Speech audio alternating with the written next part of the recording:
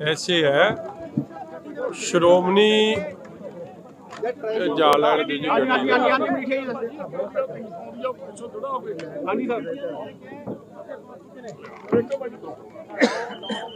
श्रोमणी अकाली दल की समुची लीडरशिप एक law abiding साडी party के लीडर ने सरदार सुखबीर सिंह जी बादल और हमेशा ही चाहे वो किसी मसले च भी जिहड़ा पंजाब दियां जिहदे नाल लॉ एंड ऑर्डर की सिचुएशन बारे होवे या पंजाब दे लोकां दी भावना जिस गल नाल जुड़ी होवे ओहदे ते फुल कोऑपरेशन करना हर एक लॉ अबाइडिंग सिटीजन का फर्ज है। मगर जिहड़ियां ये इनक्वायरियां ने ये केवल ते केवल जदों आप दी सरकार पंजाब च फेल हो गई है ये सियासीकरण वास्ते वरती जा रही है।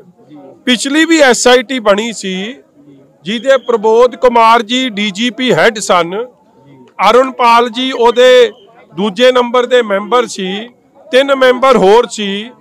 आपां वेख्या वो सारी SIT दी इनक्वायरी ऑनरेबल हाई कोर्ट ने क्वॉश की और 4 मैंबर SIT दे सीनियर जेड़ा एक मैंबर सी जिन्हें ओदे विच सियासी फायदा लिया ओ सियासी फायदे करके गलत इनक्वायरी करते सी। उन्हां तो 4 मैंबर भी वख होए ते हाई कोर्ट ने भी इनक्वायरी नूं क्वॉश कीता। सो पोलिटिसाइजेशन ऑफ इनक्वायरी गलत है सियासी फायदे वास्ते। और जे होम मिनिस्टर नूं तुसी जिम्मेवार ठहराउने हो फिर अपना मैनूं लगदा भगवंत मान नहीं फिर भज सकते किसी गल तो।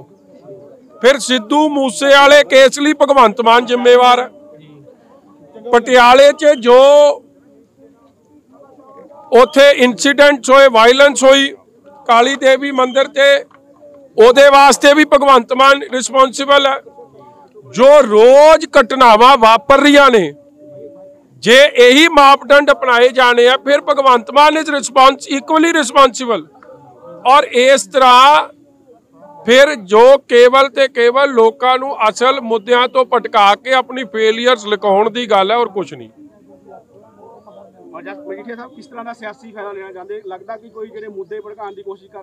मेरा वीर एक गल बड़ी स्पष्ट है बहबल कलां एक गल समझो प्लीज। देखो होम मिनिस्टर का की रोल हो सकता? होम मिनिस्टर तो सी नहीं उस वेले, शायद कंट्री च ही नहीं सी। अज जो इंसीडेंट होया वो बहबल कला च होया। तुसी हाउ कैन तुसी मुख मंत्री या होम मिनिस्टर नूं मैं तो सिंपल गल कह रहा जे इस तरह रिस्पोंसिबल ठहराउणा फिर भगवंत मान किवें भज सकदे अपनी जिम्मेवारी च। इन्हां ने तो मूसे वाले की सिक्योरिटी विड्रॉ करके इश्तिहार दिता 3 करोड़ का। ठीक है जी, अपने आप दे ट्विटर हैंडल ते चढ़ाया कि असी सिक्योरिटी विड्रॉ करती है, उन्हां दी जान चली गई। जे यही मापदंड अपनाने है जे अज भावरे नूं DGP साहब नूं शो कॉज नोटिस तुसी इशू कर रहे हो फिर असल शो कॉज नोटिस का इशू होना जे भावरा जी ने आपकी वैबसाइट ते थोड़ी चढ़ाया सी, आपने चढ़ाया सी। इसलिए मैं कह रहा कि हाँ सही गल सामने आवे सच सामने आवे वो तो ठीक है। मगर जे कला सियासी काम करना जो पहला कांग्रेस ने किया अज तुसी कर रहे हो क्योंकि तुसी आपकी तुसी समझते हो प्राप्ति तो साडी कोई है नहीं, लोग सानू सवाल कर रहे हैं। फिर ये गल याद रखियो कि जिम्मेवार तुसी भी फिर होनी है। ये जो पॉलिटिकल वेंडेटा ही है जो इसके लिए आप जो और सुखबीर सिंह बादल खासकर अकाली दल को निशाना बनाया जाता है। मैं सारी बात बोल दी जी, अब आप पूछ रहे हो राम जी कौन थे? कोटकपूरा इंसिडेंट में जहाँ पे समन किया गया था और उसके बाद डेट डेफर कर दी गई थी और 15 तारीख कोटकपूरा की। यार प्लीज अंडरस्टैंड वन थिंग, तुसी मैं वही बता रहा हूँ जी। आप हाँ बिल बहुत बढ़िया बात करी जी। असल में 2 अलग अलग नहीं 3 अलग अलग है। देखो एक बेअदबी के इंसिडेंट थे।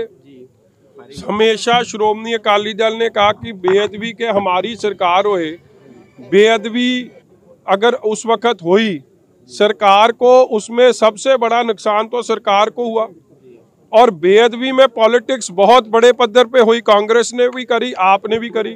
भगवंत मान साहब की वो वीडियो हम क्यों भूलते हैं जब उधर बहुत बड़ा कट हुआ था। ये उस वक्त किस हालात में गुरु की हाजिरी में गए थे लोग इनके पीछे पे, वो भी एक सच्चाई थी। मगर उनके चलान पेश हो गए और वो चलान में स्पष्ट हो गया कि श्रोमणी अकाली दल के किसी लीडर का कोई रोल नहीं, और अभी पेश हुए हैं आपकी सरकार के नीचे। अब बात आ गई फायरिंग की, कोटकपूरे की फायरिंग की। पहले भी एसआईटी जो बनी थी उसमें डीजीपी हेड थे, अब तो ऑफिसर उससे छोटे लेवल के हैं, मगर उस वक्त भी जो कोटकपूरे में फायरिंग हुई उधर किसी की डेथ नहीं हुई, और ना सीएम या उप मुख्यमंत्री या होम मिनिस्टर उधर हाजिर नहीं थे, ना बहबल कला में थे। हाँ, बड़ा दुखदाई इंसिडेंट होया, किसी की जान नहीं जानी चाहिए जो गई, उसके लिए जो जिम्मेवार है उन पे कार्रवाई होए। हमने भी पर्चा दिया था, कांग्रेस ने कम करके, हमने 11 लोगों को दिया, उन्होंने कम करके 4 लोगों पे कर दिया। मगर आज भी मैं तो एक मोटी सी बात कर रहा हूँ, ये सब जो सियासी ड्रामा आप रच रही है, ये याद रखें कि वो भी फिर इसी चक्कर में फंस जाएंगे। फिर सिद्धू मूसेवाले की डेथ के लिए जिम्मेवार सीधे और सीधे भगवंत मान साहब हैं, और कोई नहीं है। जो पटियाले में इंसिडेंट हुए उसके लिए सीधे जिम्मेवार भगवंत मान साहब हैं, या जो और इंसिडेंट रोज वापर रहे हैं पंजाब में, फिर उसके लिए जिम्मेवार भगवंत मान साहब हैं। फिर ये तो दो मापदंड नहीं ना हो सकते। फिर होम मिनिस्टर ही अगर रिस्पॉन्सिबल है हर चीज के लिए, फिर अपनी जिम्मेवारी से ना भागें, क्योंकि इसमें तो और बड़ी गलती करी है भगवंत मान ने।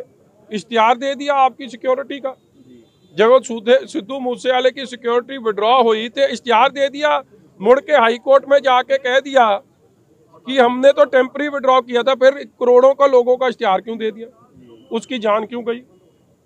और भावरा जी नू कला शोकॉज नोटिस नहीं, फिर शोकॉज था भगवंत मान साहब की भी एसआईटी बन जानी चाहिए। ਕਹਿੰਦੇ ਨਿਰਪੱਖ ਜਾਂਚ ਹੋਗੀ ਮਜੀਠੀਆ ਸਾਹਿਬ, ਹੁਣ ਕਹਿੰਦੇ ਕਿ ਪਹਿਲਾਂ ਨਹੀਂ ਹੁੰਦਾ ਸੀ, ਪਹਿਲਾਂ ਸਿਆਸੀ ਇੱਕ ਦੂਜੇ ਦਾ ਜਿਹੜਾ ਬਚਾ ਲੈਂਦਾ ਸੀ। ਭਰਾਵਾ ਨਿਰਪੱਖ ਤੂੰ ਮੈਨੂੰ ਇੱਕ ਗੱਲ ਦੱਸ ਦਿਓ, ਨਿਰਪੱਖ ਹੋਵੇ ਬਹੁਤ ਚੰਗੀ ਗੱਲ ਹੈ, ਮਗਰ ਕੀ ਇਹ ਦੱਸ ਦੇਣ ਮੌਕੇ ਤੇ ਹੋਮ ਮਿਨਿਸਟਰ ਇੱਕ ਇਨਸੀਡੈਂਟ ਕੀ ਹੈ। ਇਹ ਇਨਸੀਡੈਂਟ ਹੈ 2 ਲੋਕਾਂ ਦੀ ਜਦੋਂ ਦੁਖਦਾਈ ਉੱਥੇ ਡੈਥ ਹੋਈ, ਕੀ ਉੱਥੇ ਮੌਕੇ ਤੇ चीफ मिनिस्टर या होम मिनिस्टर प्रेजेंट दसो मैंने नहीं सी ना। फिर एक ये फायरिंग इंसीडेंट ਉਹਦੇ ਲਈ ਪੁਲਿਸ ਦੀ ਇਨਕੁਆਇਰੀ ਹੋਵੇ, ਜੋ ਪੁਲਿਸ ਦੇ ਮੁਲਾਜ਼ਮ ਉੱਥੇ ਜ਼ਿੰਮੇਵਾਰ ਸੀ ਜਾਂ ਜੋ ਵੀ ਉੱਥੇ ਸੀ ਉਹਦੀ ਹੋਵੇ, ਉਹ ਠੀਕ ਹੈ। ਮਗਰ ਜੇ ਇਹੀ ਬੇਸਿਸ ਤੁਸੀਂ ਲੈਣਾ ਹੈ, ਫਿਰ ਸਿੱਧੂ ਮੂਸੇਵਾਲੇ ਦੇ ਕੇਸ 'ਚ ਭਗਵੰਤ ਮਾਨ ਦੀ ਵੀ ਇਨਕੁਆਇਰੀ ਹੋਣੀ ਚਾਹੀਦੀ। ਇਹ ਸਵਾਲ ਜਦੋਂ ਮੰਤਰੀ ਨੂੰ ਕੀਤੇ ਗਏ ਤੇ ਉਹ ਕਹਿੰਦੇ ਕਿ ਮੰਤਰੀ ਨੂੰ ਸਭ ਕੁਝ ਪਤਾ ਹੁੰਦਾ, ਮੈਨੂੰ ਇਹ ਚੀਜ਼ਾਂ ਪਤਾ। ਫਿਰ ਸਿੱਧੂ ਮੂਸੇਵਾਲੇ ਦਾ ਵੀ ਪਤਾ ਹੈ ਨਾ। ਫਿਰ ਇਹੀ ਤਾਂ ਮੈਂ ਤੁਹਾਨੂੰ ਕਹਿ ਰਿਹਾ ਬ੍ਰਦਰ, ਤੁਸੀਂ ਬਾਰ-ਬਾਰ ਉਹ ਗੱਲ ਕਰੀ ਜਾਂਦੇ ਹੋ। ਜੇ ਇਹ ਸੱਚਾਈ ਹੈ, ਜੇ ਮੈਂ ਕਿਹੜੇ ਮੰਤਰੀ ਦੀ ਗੱਲ ਕਰ ਦੂੰ, ਫਿਰ ਢਾਲੀਵਾਲ ਸਾਹਿਬ ਦੀ ਜੇ ਮੈਂ ਗੱਲ ਸੱਚ ਮੰਨ ਲਾਂ, ਫਿਰ ਮਤਲਬ ਕਿ ਸਿੱਧੂ ਮੂਸੇਵਾਲੇ ਦੇ ਮਰਡਰ ਦਾ ਭਗਵੰਤ ਮਾਨ ਜੀ ਨੂੰ ਪਤਾ ਸੀ ਕਿ ਉਹ ਸਾਜ਼ਿਸ਼ 'ਚ ਸ਼ਾਮਿਲ ਸੀ। ਇਹਦਾ ਢਾਲੀਵਾਲ ਸਾਹਿਬ ਇਹ ਕਹਿ ਰਹੇ, ਕਿਉਂਕਿ ਸਿਕਿਉਰਿਟੀ ਵਿਡਰੋਲ ਕਿਹਨੇ ਕੀਤੀ, ਭਗਵੰਤ ਮਾਨ ਨੇ ਕੀਤੀ, ਬੱਚਾ ਕਹਿੰਦਾ ਹੈ। ਔਰ ਉਹਨੂੰ ट्विटर ਤੇ ਕਿਹਨੇ ਚੜਾਇਆ, ਭਗਵੰਤ ਮਾਨ ਦੀ ਆਪ ਦੀ ਟੀਮ ਨੇ ਚੜਾਇਆ। ਆਪਨੇ ਕਲੇਮ ਕੀਤਾ ਕਿ ਅਸੀਂ ਇਹਨੇ 184 ਬੰਦਿਆਂ ਦੀ ਸਿਕਿਉਰਿਟੀ ਵਿਡਰॉ ਕਰਤੀ ਹੈ। ਉਸੇ ਕਰਕੇ ਉਹ ਕੇਸ ਹਾਈ ਕੋਰਟ ਗਿਆ, ਔਰ ਹਾਈ ਕੋਰਟ ਨੇ ਸਖਤ ਤਾੜਨਾ ਕੀਤੀ। ਇਸ ਕੇਸ 'ਚ ਵੀ ਹਾਈ ਕੋਰਟ ਨੇ ਜਿਹੜੇ ਉਸ ਵੇਲੇ ਦੇ ਐਸਆਈਟੀ ਹੈਡ ਸੀ ਉਹਨਾਂ ਦੀ ਕਿੰਨੀ ਤਾੜਨਾ ਹੋਈ ਹੈ, ਸਾਰੀ ਇਨਕੁਆਇਰੀ ਕੁਆਸ਼ ਕੀਤੀ ਹੈ। ਮੁੜ ਕੇ ਉਸਨੇ ਉਸ ਇਨਕੁਆਇਰੀ ਦੇ ਬਦਲੇ ਟਿਕਟ ਲਈ ਐਮਐਲਏ ਬਣ ਗਏ, ਵੀ ਸੱਚਾਈ ਦਾ ਹੈ। ਸੋ ਇਹ ਸੱਚਾਈਆਂ ਲੁਕਾਈਆਂ ਨਹੀਂ ਨਾ ਜਾ ਸਕਦੀ। ਸੱਚ ਦੀ ਜਿੱਤ ਹੋਣੀ ਹੈ, ਮੇਰਾ ਵੀ ਅੱਜ ਹੋ ਜੇ ਕੱਲ ਹੋ ਜੇ।